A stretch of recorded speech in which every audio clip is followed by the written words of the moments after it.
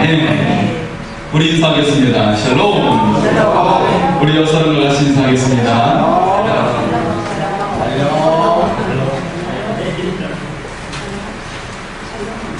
네, 이 자리에 오신 여러분의 얼굴에 사랑이 가득하십니다. 할렐루야. 사랑이 가득하니까 빛이 나십니다. 할렐루야. 네.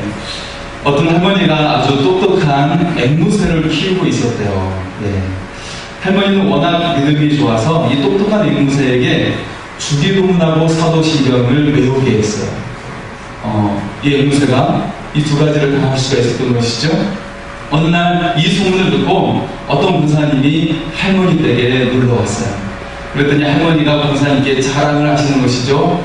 아, 우리 앵무새는 오른손을 잡아당기면 주기도문을 외우고 왼손을 잡아당기면 사도신경을 외워, 그러시는 거예요. 그래서 권사님이 너무 신기하고 그래가지고 할머니께 다시 한번 물어봤어요. 할머니, 그러면 양쪽 팔을 잡아당기면 어떻게 되나요? 라고 물어봤어요. 그랬더니 옆에 있던 앵무새가 말을 하는 거예요. 앵무새가 뭐라고 했을까요? 이 바보야, 넘어지지!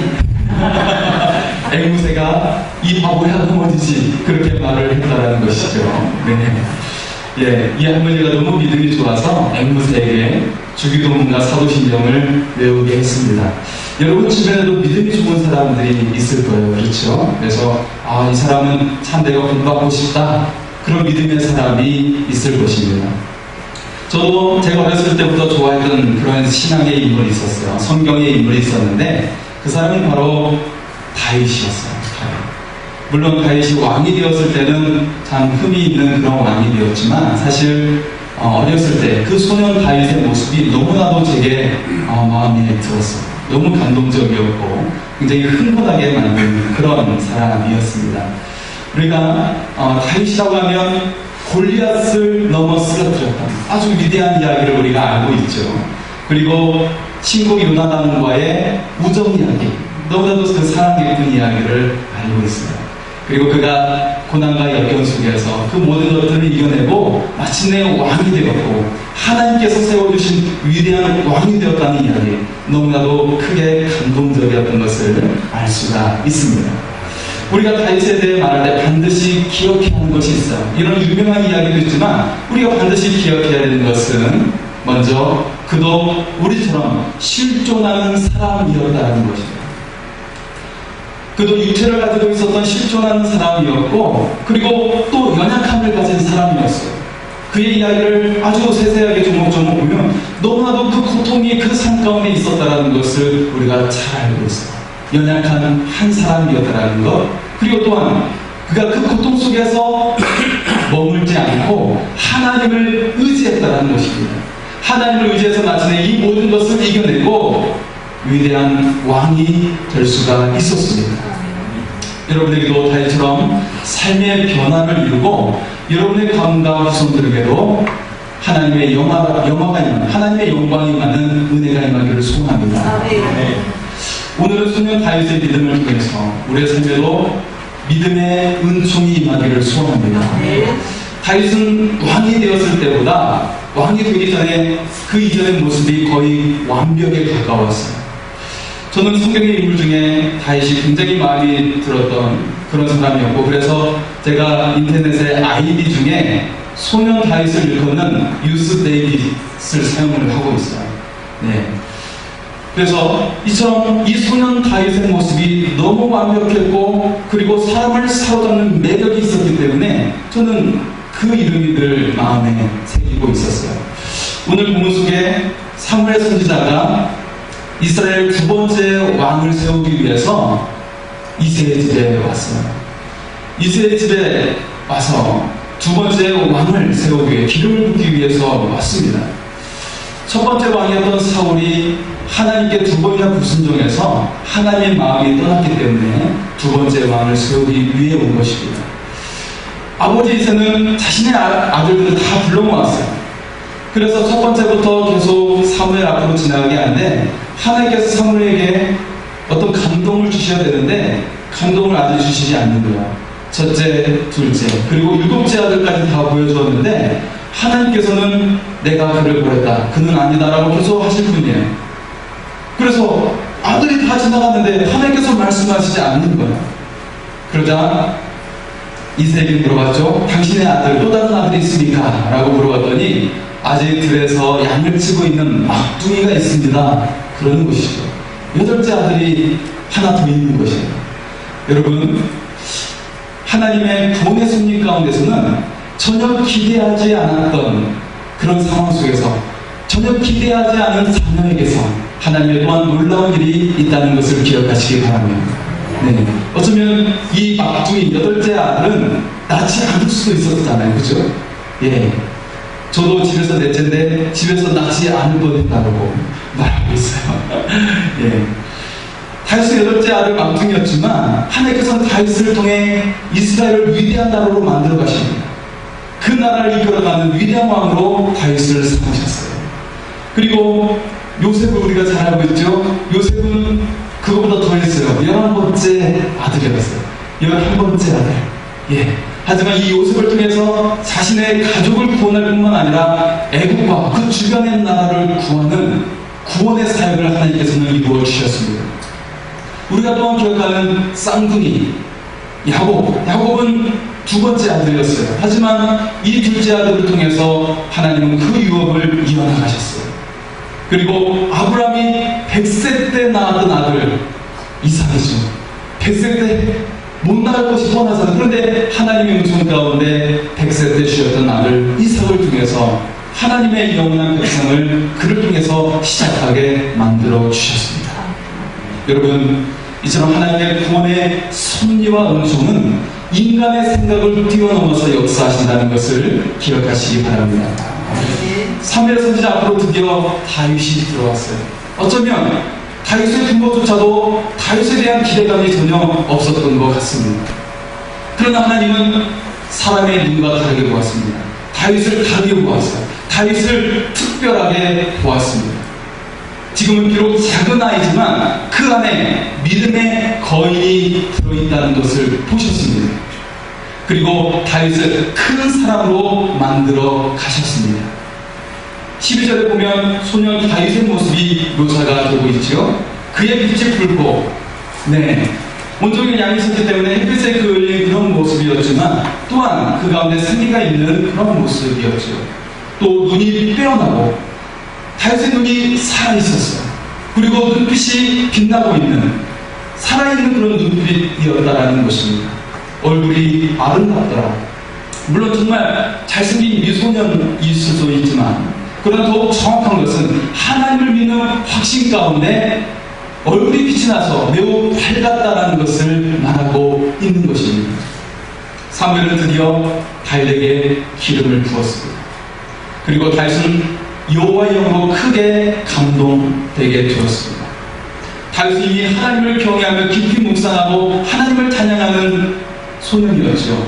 그러나 사무엘 선지자가 기름을 붓자 하나님의 성령에 더욱더 감동된 사람으로 바뀌게 되었습니다.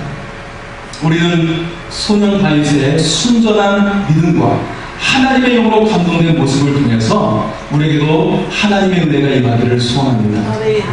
먼저 우리가 볼 수 있는 것은 다윗은 하나님을 묵상하는 소년이었어요. 다윗에게 있어서 이것이 가장 첫 번째입니다. 우리는 다윗이 수많은 시편을 기록한 것을 알고 있어요. 그 시편을 들여다보면 하나님을 향해서 정말 은혜롭고 아름다우면서 감동 깊은 그런 고백들을 그가 그 시편 가운데 고백하고 있는 것을 볼 수가 있습니다. 다윗이 그렇게 하나님을 고백할 수 있었던 것은 하나님을 향한 깊은 묵상 때문이었습니다. 다윗이 하나님을 묵상하는 방법에는 2가지가 있었어요. 하나는 이미 기록된 하나님의 말씀을 고백함으로 그 말씀을 통해서 묵상했다는 것. 또 다른 하나는 내 삶을 구원하신 내가 경험해서 만난 하나님을 묵상했다는 것입니다. 그렇다면 다윗이 하나님을 언제 묵상했을까요? 시편 143편 8절에 보면 아침에 나로 하여금 주의 인자한 말씀을 듣게 하소서. 내가 주를 의뢰함이니이다. 내가 하늘길을 알게 하소서. 내가 내 영혼을 주께 드림이니이다. 다윗은 아침에 하나님을 묵상했어요. 시편 63편 6절에 보면 내가 나의 침상에서 주를 기억하며 그가 밤중에 침상에서도 주를 묵상했고 새벽에 주의 말씀을 작은 소리로 읊조릴 때에 하오니 새벽 미명에도 하나님을 묵상했다는 것입니다. 시편 119편 97절에 보면 내가 주의 법을 어찌 그리 사랑하는지요 내가 그것을 종일 작은 소리로 읊조리나이다. 종일토록 하나님을 묵상했습니다. 다윗은 평소의 삶 가운데 아침에도 저녁에도 그리고 종일토록 시간이 나는 대로 늘 주님과 동행하는 삶을 살았다라는 것입니다. 여러분, 하나님 보시기에 이런 다윗이 어떻게 보였을까요? 늘 하나님만을 생각하는 다윗을 하나님께서 어떻게 보셨을까요? 여러분, 자녀 가운데서도 자나깨나 부모를 생각하는 자녀가 있다면 그 자녀가 어떻게 보이겠습니까? 하나님의 마음이 그와 같았습니다. 하나님 보시기에 다윗은 너무 사랑스러웠어요. 너무 사랑스러우니까 내가 정말 무엇을 가장 좋은 것을 줄까? 그런 마음이 하나님께도 계셨어요. 그래서 가장 좋은 것으로 다윗에게 채워주셨고 마침내 다윗이 왕이 되기까지 하셨다는 것을 우리가 기억할 수 있기를 소원합니다. 우리도 하나님을 깊이 묵상하고 사랑하는 사람이 되어서 하나님의 은혜를 받는 사람이 되기를 소원합니다. 다윗은 또한 하나님을 찬양하는 소년이었습니다. 우리가 너무나도 잘 알고 있는 모습이죠. 다윗은 하나님을 찬양하는 찬양 인도자였어요.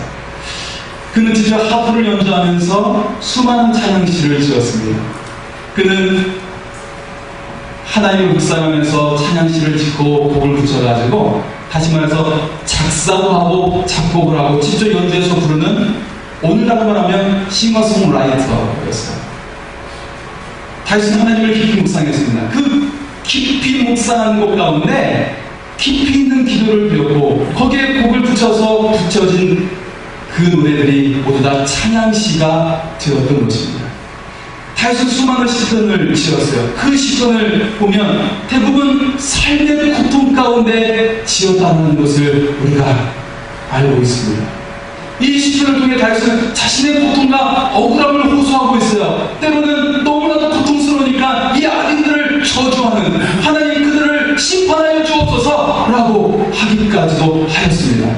그러나 거의 모든 시들이 마칠 때는 그는 이렇게 고백을 하고 있어요. 하나님 감사합니다.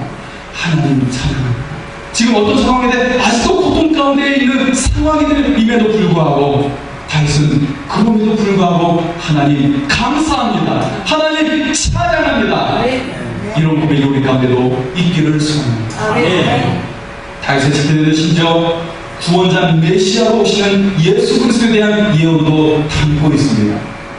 하나님께 깊이 기도드렸던 다윗에게 하나님은 오실 메시아까지도 영감을 주셔서 그를 고백하게 했다는 것입니다.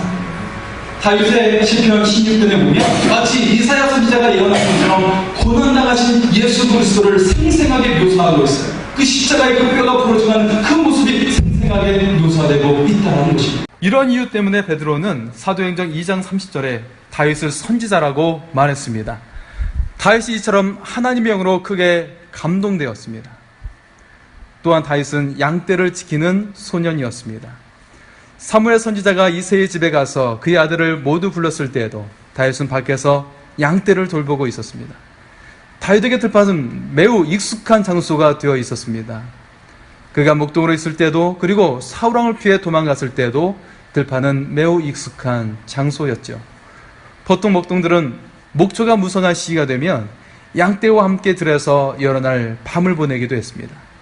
다윗의 시편에는 밤에 들판에 누워 밤하늘의 수많은 별들을 바라보며 지었던 시들도 등장합니다. 예수님께서 탄생하실 때에도 동방박사보다 먼저 경배했던 목동들은 밤에 들에서 양을 치고 있었습니다. 밤에 양들을 치다가 천사들로부터 아기 예수의 탄생 소식을 듣고 경배하러 왔던 것입니다. 다윗이 양떼를 지키는 소년이었다는 사실은 매우 중요합니다. 다윗은 아버지의 양떼를 지키기 위해 자기 생명을 다해서 지켰습니다. 사무엘상 11장 34절과 35절에 다윗은 고백하고 있습니다. 다윗이 사울에게 말하되 주의 종이 아버지의 양을 지킬 때에 사자나 곰이 와서 양떼에서 새끼를 물어가면 내가 따라가서 그것을 치고 그 입에서 새끼를 건져내었고 그것이 일어나 나를 해하고자 하면 내가 그 수염을 잡고 그것을 쳐 죽였나이다. 이처럼 다윗은 양떼를 지키기 위해 자신의 생명조차 귀하게 여기지 않았습니다. 그런데 이처럼 양을 사랑으로 지켰던 일은 후에 다윗이 왕이 되었을 때 자신의 백성을 아끼고 사랑하는 마음을 품을 수 있었다는 것입니다. 하나님께서는 이미 다윗의 마음에 이스라엘 백성을 돌보는 왕의 마음을 주셨던 것입니다. 네 번째로 다윗에게서 가장 유명한 이야기, 다윗은 골리앗을 물리친 소년이었습니다.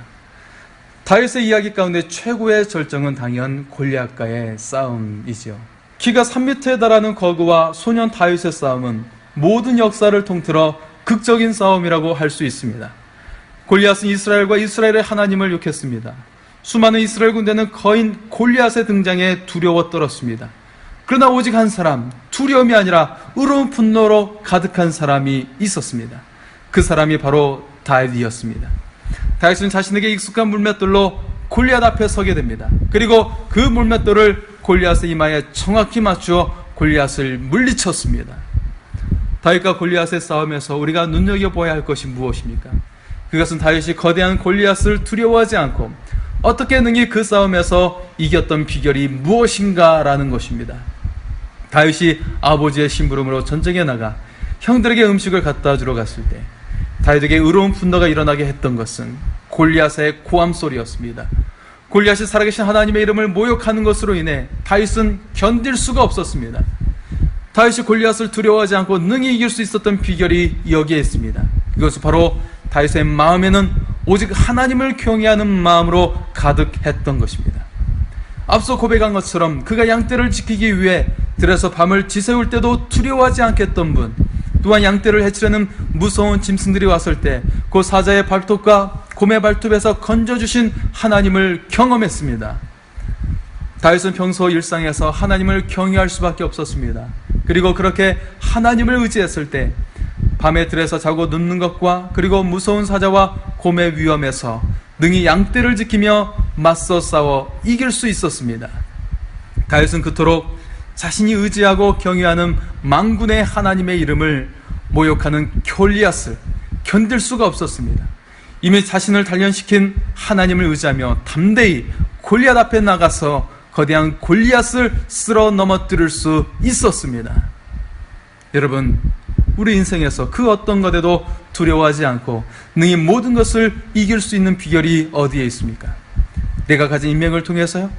학벌을 통해서? 재물을 통해서요? 제가 경험하기로는 이런 것들을 의지하던 사람들은 도리어 큰 문제가 생기거나 질병이 왔을 때 더 크게 두려워하는 것을 보았습니다.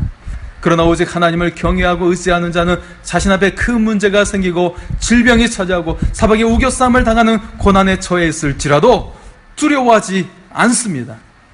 오히려 더욱 하나님을 바라보고 하나님께 집중하고 모든 것을 초월합니다. 그리고 주변 사람들로 하여금 그런 그의 모습으로 인해 그는 존경을 받게 되는 것을 볼 수가 있었습니다. 바로 이태석 신부님과 같은 분이 그렇습니다. 아프리카 수단의 톰준 마을에서 그들에게 의학봉사를 펼치며 학교를 세우며 선교를 하셨던 분, 그리고 대장암으로 인해 세상을 떠났을 때도 오직 톰즈 마을만 생각했던 분, 바로 하나님을 경외하고 하나님께 사명을 가진 자는 그 어떤 것에도 두려워하지 않습니다.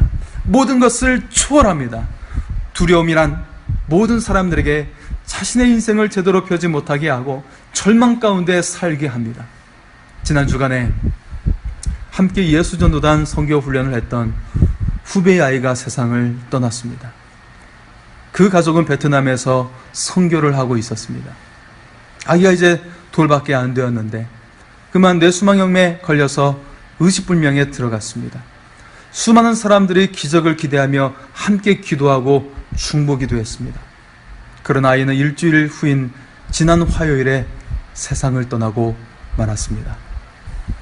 어떤 사람들은 반문할지 모릅니다. 하나님이 정녕 살아계시는지, 하나님께서 정말 기도를 들어주시는지, 그렇다면 과연 왜 하나님께 일평생을 바친 선교사에게 이런 일이 생기는지? 네, 하나님은 살아계십니다. 그것은 그 젊은 부부가 아직 아이의 초롱초롱한 눈빛과 그 작고 부드러운 손결이 가시지 않는 상황에서도 능히 하나님께 아이를 맡길 수 있는 믿음이 있었다는 것입니다. 그래서 절대 삶에서 절망하지 않고 계속 베트남에 머물며 마치 베트남을 자녀 삼듯 그 사역을 계속하는 마음이 있는 것입니다. 저는 그 가족을 위해 기도하면서 그 부부가 그대로 베트남에 머물 것이라는 말을 들으며 이런 감동이 왔습니다. 독생자를 잃으신 하나님의 마음이 그 부부에게 베트남을 품는 아버지의 마음을 품게 하셨다고 말입니다. 100년 전 우리나라에 왔던 수많은 선교사들 중에서도 자녀를 잃고 또한 가족을 잃었던 수많은 분들이 계십니다. 그것은 이 땅에 그만큼 미신과 죄악이 가득한 이 땅에 미랄이 되어서 한국의 수많은 사람을 구원하고 흑암의 빛을 비추는 열매가 되게 하였습니다. 망망 바다에 큰 배가 다닙니다. 큰 배가 좀처럼 가라앉지 않는 이유는 배의 가장 아래에 평형수가 있어서 복원력을 갖게 하기 때문입니다. 배가 크게 화물을 초과하지 않는 한 큰 파도에도 끄떡이 없게 하는 것입니다. 다윗은 하나님께 깊이 묵상함으로 하나님 안에 깊이 거했습니다. 그 묵상이 수많은 고통과 고난의 삶에도 하나님을 찬양하게 했습니다. 다윗은 자신을 구해주신 하나님의 은혜를 경험하고 그 하나님을 찬양하면서 능히 자신의 양떼를 목숨을 걸고 지켰습니다. 또한 양과 같았던 백성들을 사랑으로 보살피는 왕이 되었습니다. 다윗은 이처럼 하나님과 백성을 사랑하는 마음이 가득했기에 자신의 하나님과 이스라엘 백성을 모욕하는 골리앗을 두려워하지 않았던 것입니다. 다윗 앞에 수많은 난공불락과 같은 문제들이 계속되었고 수없이 죽음의 위험이 계속되었지만 그 가운데 그가 거꾸러지지 않고 살았던 것은 다윗이 하나님 안에 깊이 거하는 묵상 때문이었습니다. 그리고 그것은 하나님을 향한 사랑이었습니다. 다윗은 자신을 지켜주신 하나님을 사랑하고 하나님의 백성을 사랑하는 마음으로 인해 두려워하지 않았습니다. 그와 같은 마음을 예수님께서는 하나님의 모든 율법이라고 말씀하시면서 곧 하나님을 사랑하고 내 이웃을 내 몸과 같이 사랑하는 것이라고 말씀하셨습니다. 우리의 삶에는 여전히 문제가 있을 수 있습니다. 슬픈 일을 당하기도 합니다. 그러나 하나님 안에 깊이 거할 때 우리는 수많은 문제와 위험과 슬픈 일에도 결코 당황하지 않으며 거꾸러지지 않게 될 것입니다. 다윗이 일평생 하나님을 전심으로 의지하며 살아갈 때 하나님께서는 그의 왕자와 왕국을 영원히 보존하시겠다고 언약을 맺으신 것처럼 여러분의 삶에도 하나님의 아름다운 약속이 이루어지는 보배롭고 존귀한 삶이 되고 가문이 되어지기를 소원합니다. 하나님께 기도하시겠습니다.